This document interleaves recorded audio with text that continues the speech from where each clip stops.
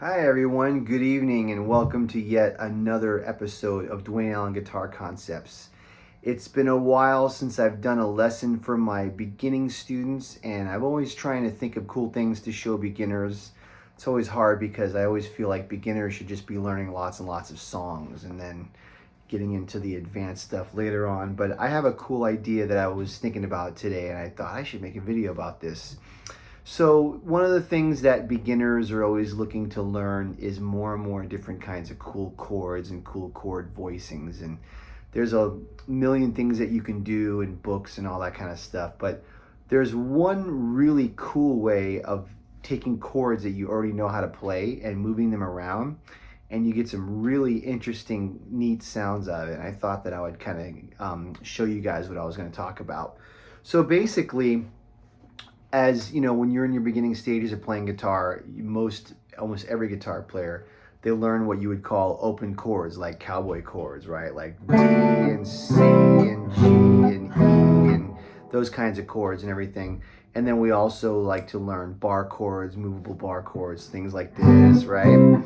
One of the things that a lot of beginning and newer students don't realize is that when you have an open chord, these are usually, they're called open chords, but they're also thought of as not being movable. In other words, they necessarily aren't meant to be moved around, but they are, which is what's really cool. So what I mean by that is if you take a song, like a classic Yes song, so I think like, Yes is one of my favorite bands. I've Seen All Good People. Sorry, I was blanking out. But one of the parts in that song is where it goes like this.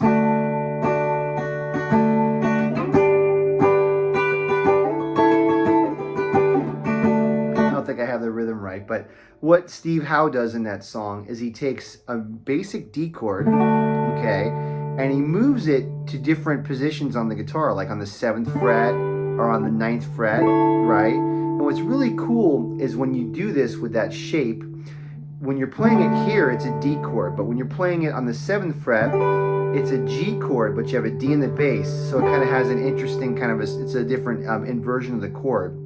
Then if you notice, he goes to an A chord with a D in the bass. So it's no longer a regular major chord anymore once you start moving it around, but you can get some really interesting sounds. And what I tell my students is the best way to figure out which positions work better than others is just move it around and use your ear. So for instance, if you're on the 2nd fret, it's a D chord, right?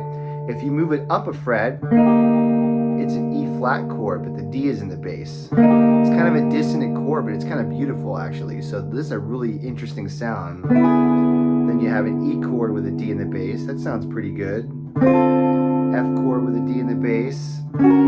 This one doesn't sound so great, F sharp with a D in the bass. So that's what I'm saying, take them up and down. Some of them work, some of them don't.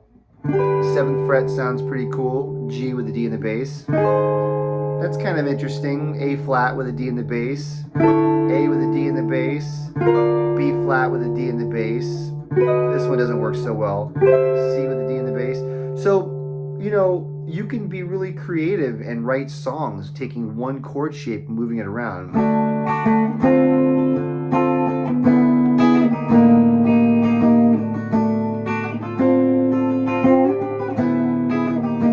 Love that sound. It's beautiful, right?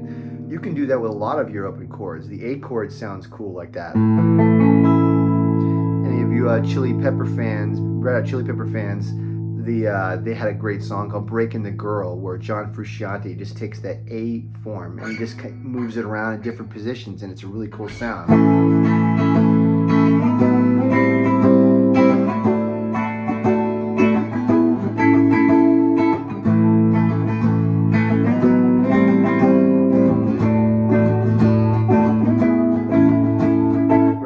So you could take the A chord, move it up a fret, it's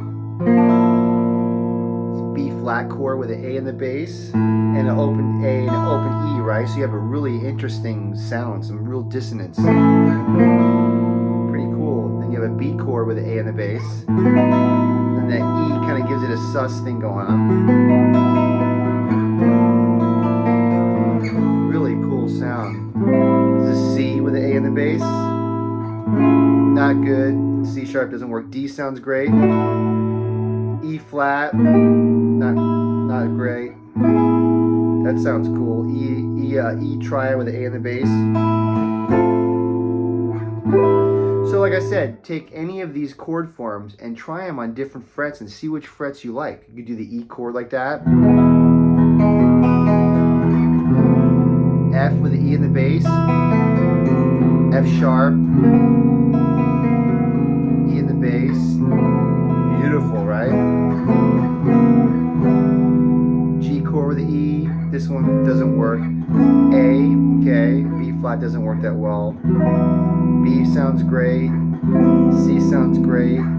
D sounds great. Another great Yes song is, I think it's the end of, I'm blanking out, Starship Trooper, where he does this kind of thing. He takes a C chord, but he does the G in the bass like this, right? And he puts the pinky on the high E string. So the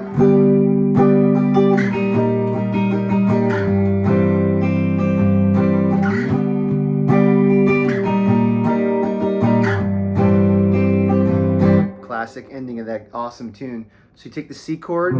This one's more limited to how many positions you could do it on. It sounds good on the 3rd fret. Sounds cool on the 4th fret. Sounds good on the 6th fret. 8th fret.